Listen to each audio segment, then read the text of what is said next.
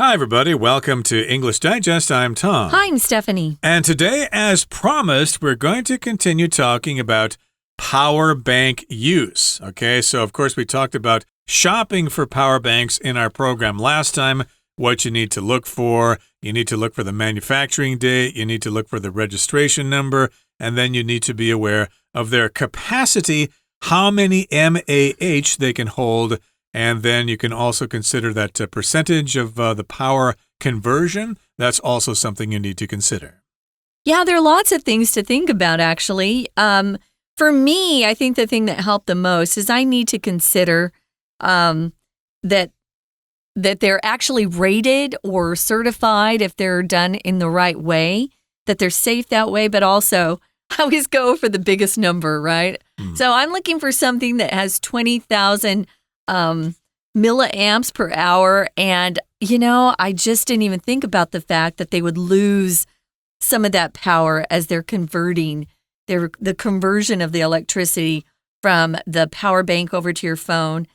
I've had some good experiences with power banks and some that aren't so good. So I think I will take what I've learned, at least in day one, and put it to use the next time I buy one. And, of course, somebody out there needs to figure out a way to make the battery in your smartphone last for several weeks so then you don't actually have to buy a power bank. But that's not the way the market is now. We all need to rely on those power banks for the time being. So let's talk some more about them in today's lesson. Let's listen first. The ultimate guide to safe power bank use. In terms of usage, keeping your power bank in good condition is just as important. Avoid exposing it to direct sunlight, high temperatures, or humid environments, as these conditions accelerate battery aging and increase the risk of fire. Store your power bank in a cool, dry place, away from metal objects or flammable materials. When charging your power bank, always use the original or a certified charging cable and unplug the device before sleeping or leaving the house. If you're planning to fly, you should know that all spare batteries must be carried on board and never placed in checked luggage. This rule exists due to changes in air pressure at high altitudes. The cargo hold is not pressurized like the passenger cabin, so batteries can expand and potentially catch fire or explode. Furthermore, if a battery were to catch fire in the cargo hold, it would be difficult for the flight crew to detect and handle the situation promptly. Additionally, checked luggage is more likely to be subjected to impacts or compression, increasing the risk of battery damage and fire. For these reasons, aviation authorities prohibit checking any power banks or spare lithium batteries. Some countries and airlines have even stricter rules, such as requiring each spare battery to be stored in a separate transparent plastic bag. Be sure to check the specific regulations of the airline you are flying with before your trip. As our reliance on portable electronic devices continues to grow, power banks will remain essential companions. By selecting quality products and following safety guidelines, you can enjoy the convenience of portable power while minimizing potential risks. Okay, guys, let's dive in. The ultimate guide to safe power bank use. So in terms of usage, keeping your power bank in good condition is just as important as some of the other things we've been talking about. Usage here just means the way something is used, the application of it. Actually, I asked ChatGPT this morning, what's the difference between usage and use? Because use means the act of using something or to use it. And then I gave it a sample sentence. The usage of mobile phones on flights is frowned upon, or the use of mobile phones on airlines is frowned upon. And I said, they seem the same to me.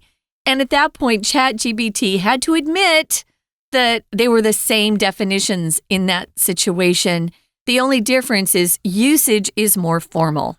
Okay, it's more formal, and to me it kind of emphasizes the actual action of using something, although use does stress the action as well. But the practice of using it. But here usage is kind of used with devices and things like that. So let's talk about usage of your power banks. You need to keep your power bank in good condition, and that is just as important as the other things we talked about last time. Okay, so yes, keep it in good condition, keep it nice and clean. Don't let it be exposed to humid conditions or things like that. Don't sit on it or don't throw it around. Don't let your dog play with it or whatever. Yes, keep it in good condition. Wait, I had to laugh, though, when I read the humid environments. We live in Taiwan. It's always humid. So you can't get away from that. I wonder if our power banks have a shorter lifespan in Taiwan than it would, say, in California. Mine from Arizona, it's very hot, so we'd have to be careful with the direct sunlight and high temperatures. But we live with a lot of humidity in Taiwan, so you might want to make sure you put your power banks in the best spot you can. Because these conditions that we mentioned, direct sunlight, high temperatures, or humid environments, they accelerate battery aging and increase the risk of fire. So if you accelerate something, you make something go faster or it speeds up. If you're in a car and you accelerate the car, it just means you press down on that gas pedal and it goes faster. Exactly. I should also mention that you should not live in places like Beito or Yamingshan because they have the hot springs there with all the sulfur in the air, and that affects electronic equipment. Our repairman who came to fix our washing machine, he said, yeah, I go to Beito all the time because people's machines are breaking down there because of the sulfur in the air. Wow. But that is another kind of harmful environment, like a humid environment. So yeah, keep your device in good condition. Don't expose it to direct sunlight or high temperatures or high humidity. They accelerate the battery aging. They make the aging go faster, and your power bank will stop working in a short amount of time. And they also can increase the risk of fire, like what happened on that flight earlier this year. Yeah, the Busan flight, remember? So store your power bank in a cool, dry place. Good luck with the dry. Cool, dry place. Away from metal objects. Oh, listen to that. Away from metal objects. I actually have all my power banks together and they're all metal. Ooh. So I need to think about that. Or keep it away from flammable materials. Flammable means easily able to catch fire. Ooh.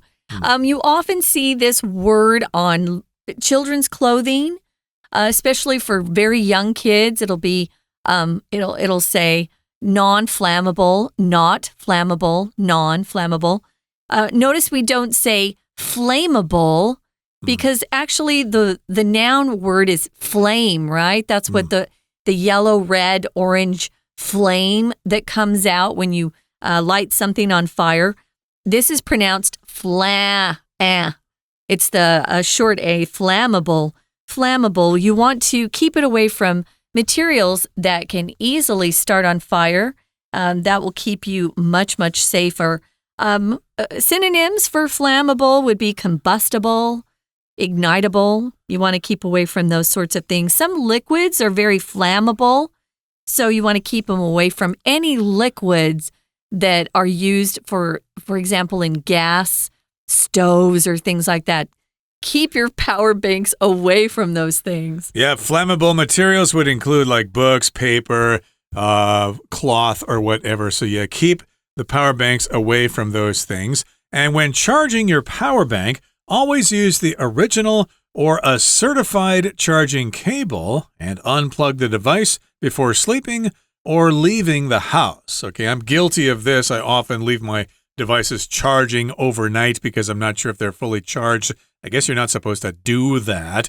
Maybe charge your cell phone for maybe an hour or so or whatever, and then unplug it. But in this particular case, you should not have it plugged in for a long period of time, and also use the original charging cable that came with the device when you bought it, or you can use a certified one, which means it's official. It probably has that BSMI certification. Yeah, it's approved, it's authorized.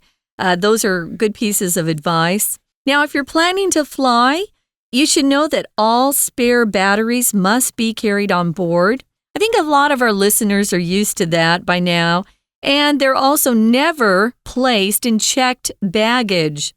Now, if you have a spare battery, spare just means an extra one, something that you keep in case it's needed. It's a backup battery, it's extra, it's additional. You've got those spare batteries and you have to take them on board with you. You cannot put them in your luggage that gets checked in. Checked luggage just means luggage is given to the airport. You go to the counter and you put those suitcases, pieces of luggage on the scale. They weigh them. They ask you some questions to make sure you didn't put any of these batteries in your luggage. And then they're taken away on that conveyor belt that's behind the employees. And then they load them into the plane's cargo area. Do not put power banks in that luggage. Right, and I know the procedure here in Taiwan is to check your baggage in, and then you have to go over to the side there and make sure that the bags have gone through their inspection. They go through an X-ray machine to make sure that your baggage or your luggage does not have any power banks in them. And when they say it's okay, then you're free to go and go through customs and get ready for your flight. Mm-hmm. So yeah, they can't be placed in checked luggage. You need to bring them with you on the plane. And this rule exists, we have this rule, due to changes in air pressure at high altitudes. Again, altitude, of course, refers to how high you are in the sky. I think most planes fly at an altitude of 29,000 feet or something like that. I don't know what that figure is in meters. But yes, at high altitudes, there is less air pressure in the storage area of the plane. And I knew this before. I think in the past, I bought some pens or something in the U.S. and brought them back. They were in the luggage, and then they had all kind of exploded because the ink was all over the place because they were affected by pressure. I'm not sure if they do that anymore, but I did learn my lesson there. If you bring pens, bring them with you on the plane. And also, I think I knew this before. I brought a soccer ball with me one time and had it in my luggage because I like to play soccer and things like that, so I brought it with me. But I also was smart enough to know that I need to deflate the ball before I put it in my luggage. Otherwise, it will explode in the cargo hold of the plane because of the air pressure. I don't think I've ever had anything explode. That's awful. And the pens exploding, that ink would ruin your clothes. What a mess. Yeah, that's not a fun thing to find when you open up your luggage after you've had a long trip. So the cargo hold, that's what they call it, the cargo hold. Cargo just means goods or items that are carried on a ship or a plane. Oftentimes, you'll see a cargo plane from FedEx. All they carry are goods and items. They don't carry people. So the whole plane is just filled with lots of boxes from people sending things back and forth from one country or place to another. The cargo hold is that big compartment underneath the plane. You board the plane, and underneath your feet is the cargo hold, and that's where they put all the luggage. So that cargo hold is not pressurized like the passenger cabin is. If something's pressurized, it's filled with air or gas. Sometimes you're talking about a gas tank. It's pressurized, and it's pressurized at a certain pressure, and it's sealed, it's compressed, it's contained, and if it expands, it will explode, so you got to be careful with that. So batteries can expand when they're in the cargo hold because it's not pressurized and you're going up into really high altitudes and it changes. And at that point, they can potentially catch fire or explode. That's why we are told you may not pack them in your luggage. You must carry power banks in your carry-on bags, and even then, you can't use them. Okay, we'll continue talking about power bank safety in just a couple of seconds, but right now we're going to take a break and listen to our Chinese teacher. Stay tuned. Hello everyone, 我是 Patrick. 今天讲解的是 The Ultimate Guide to Safe Power Bank Use 第二天课文内容。好，第一天内容告诉读者要怎么挑行动电源。第二天明确指出，为了要避免起火风险，大家要养成什么样的良好使用习惯？搭机的时候要注意什么？好，我们一起来看学习重点吧。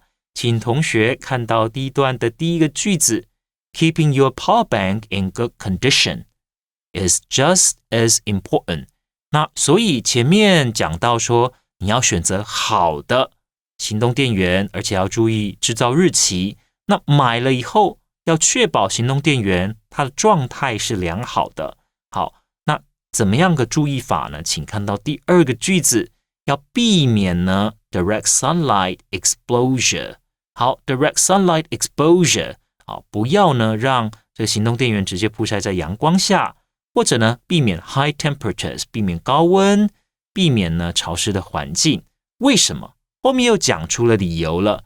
因为这些条件会加速电池老化 as these conditions accelerate battery aging。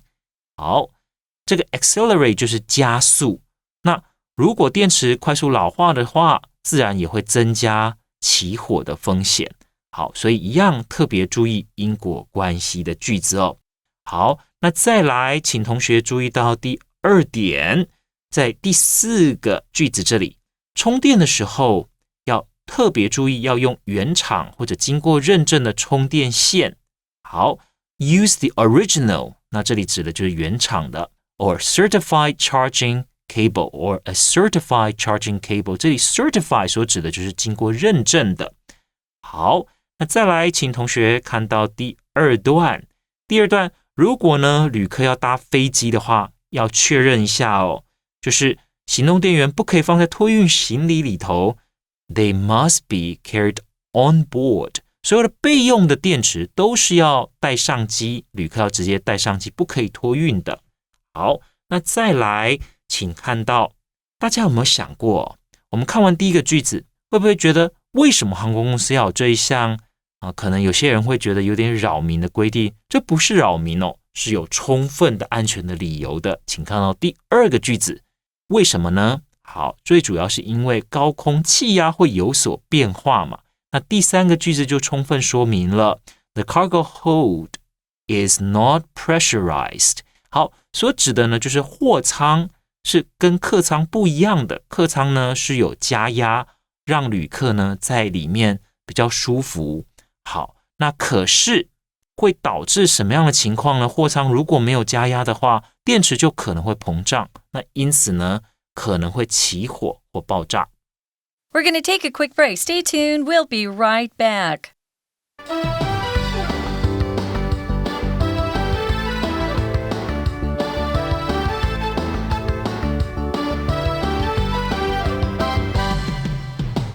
Welcome back, everybody. We're going to continue talking about power bank safety. Remember, last time we talked about buying a power bank and what you should look for in terms of their capacity and things like that. Today, we've been talking mostly about their usage and some safety features. For example, we talked about the fact that you need to keep them away from metal objects and don't let them be close to flammable materials like paper or cloth, and then use the original cord to charge it and then unplug it after it is charged and don't let it charge overnight. And also, if you're flying, you can't put them in your checked luggage. That's a no-no. You need to bring them with you on the plane. And the reason for that is that the cargo hold is not pressurized. So if you have those power banks there and they explode, it could cause a big problem. Yeah, you could actually cause your plane to go down and be responsible for all those deaths. So just don't do it. You don't want to put any spare batteries in your luggage, in your suitcases. We should probably remind our listeners at this point, luggage is non-count. Do not put an S on luggage. You have pieces of luggage. Suitcase is a different kind of noun. You can put an S on it. When we grew up, people would say suitcases more often than luggage. Baggage is also non-count. Don't put an S on that. Pieces of baggage, pieces of luggage, 2 suitcases, 4 suitcases. That's how it works. Do they call those containers that have the wheels now? Do they call those suitcases still? Sure. Okay, so those things are very common now. It's hard to imagine that many years ago, people went to the airport with those suitcases and they didn't have any wheels on them. Have you seen little kids riding on top of those little roll-away suitcases. Yeah, it does look like fun, although I suspect it's kind of dangerous, so be careful there. But again, suitcase or luggage, they are treated differently. A suitcase is countable and luggage is non-count. So again, as Stephanie said, do not add an S to luggage, nor should you add an S to baggage, because that is also a non-count noun. Okay, so we're caught up here with our summary. Let's talk some more about power bank safety. Furthermore, or in addition also, if a battery were to catch fire in the cargo hold, it will be difficult for the flight crew to detect and handle the situation promptly. So yeah, all those suitcases or all that baggage is stored away in the cargo hold. And if a power bank is there and it explodes and catches fire, the crew really won't know about it because the cargo is separate from the rest of the plane. And if there is a fire in the cargo hold, they can't just go down there and take a fire extinguisher down there and put it out. They probably have to reroute the plane or something and look for the nearest airport to make an emergency landing. We have a special type of grammar that's in this sentence that starts with furthermore. And if you look here, it's a hypothetical, which means it's something that hasn't yet happened, but it might.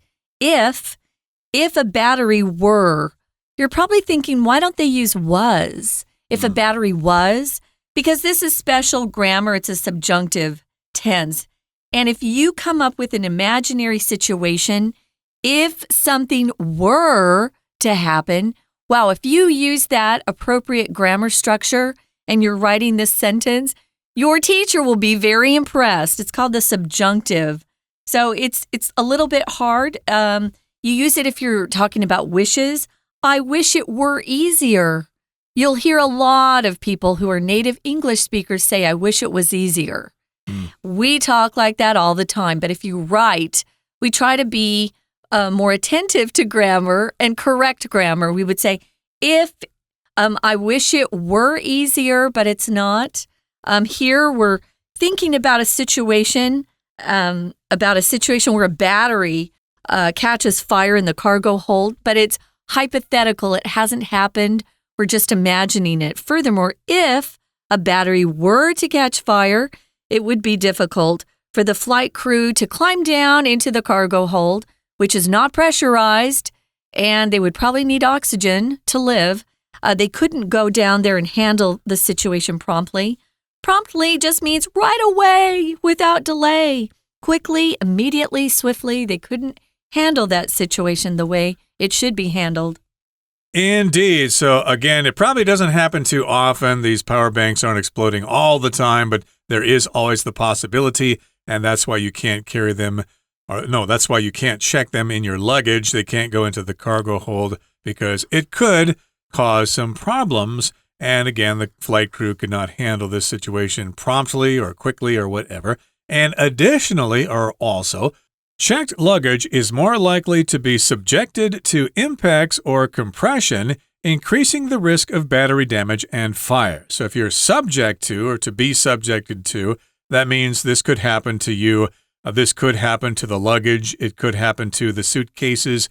They would be subjected to impacts. Some of those guys who load the suitcases just kind of slam them in there. They may not really care. This probably doesn't happen in Japan because, of course, they have respect for their passengers. But American Airlines tend to have these guys who are maybe kind of macho and they want to, show everybody how hard they can throw a suitcase into the cargo hold. So yeah, they will be more likely subjected to impacts or compression, which means there's a lot of weight on top of them. So they're compressed, they're kind of pushed down or pushed together. And that, of course, would increase the risk of battery damage and it would increase the risk of fire. And that's no good. That isn't. That's bad. So for these reasons, aviation authorities prohibit checking any power banks or spare lithium batteries. So you can't do either of those things. Aviation just means the operation of aircraft. So it would include the aviation industry or the airline industry. Authorities are people that have some sort of power given to them to enforce laws or rules. Usually the authorities are connected to the government. So the authorities prohibit, they ban, that's another word for prohibit. They ban checking the power banks or spare lithium batteries into your luggage. Lithium is a chemical used in batteries, and we hear about lithium batteries all the time these days. I know every time I go to the post office to send a package home to my family, they always ask me, is there a lithium battery inside your package? And I always say no because I'm very 乖孩子. Very, very good girl indeed. Lithium, of course, is the third element after hydrogen and helium. And of course, it's used in batteries, especially batteries that are recharged for our electronic devices. Now, some countries and airlines have even stricter rules, such as requiring each spare battery to be stored in a separate, transparent plastic bag. I'm not sure of the rules here in Taiwan, but you need to check this if you're traveling to some countries that do have these stricter rules. We've got an example here. They might require each battery to be stored in a separate, transparent plastic bag. If something's transparent, you can see through it. Yeah, it's see-through, it's clear. I haven't flown on any airlines that require that yet. I just kind of you do have to take out your batteries, though, as you go through the luggage check, as you're trying to board your plane. And you have to put them separately, side by side, so they can, I guess they can do x-rays of them. I don't know what they're doing with them, but you might have to go a further step there and put them in a transparent or clear see-through plastic bag. Be sure to check the specific regulations of the airline you're flying with before your trip. Always do that. You don't want to get to the airport and find out you have to repack your luggage or throw out something that you wanted to take with you. That's really bad. Moving on to the final paragraph, it says, as our reliance on portable electronic devices continues to grow, power banks will remain essential companions, something that we really have to have. Reliance is the noun form of to be reliant, or trust, or dependence on something. That's what reliance means. There's a growing reliance on technology these days, especially in modern travel. So you want to be aware of all the rules before you get to the airport. Yep, we are reliant on those portable electronic devices. So power banks will remain essential companions. We're just going to have to live with them for the time being until they figure out a way for our devices' batteries to hold more power, but they don't right now. And by selecting quality products and following safety guidelines or rules, you can also enjoy the convenience of portable power while minimizing potential risks. Okay, so yes, follow those guidelines, follow those rules, those instructions that people give you. And if you follow them, indeed, the power banks can serve you very well, and then you won't have danger when you use them. Okay, that brings us to the end of our explanation for today. Here comes our Chinese teacher. 好，那请同学看到第二段后面有进一步的说明其他的理由，请同学特别注意的是 furthermore。那老师有跟大家讲过，这一类的词在看文章的时候千万不要忽略哦。那像 furthermore， 那我们就知道等于是跟前面是同一类，它都在说明同一件事情，就是让我们知道说，到底为什么行动电源一定要随身带着。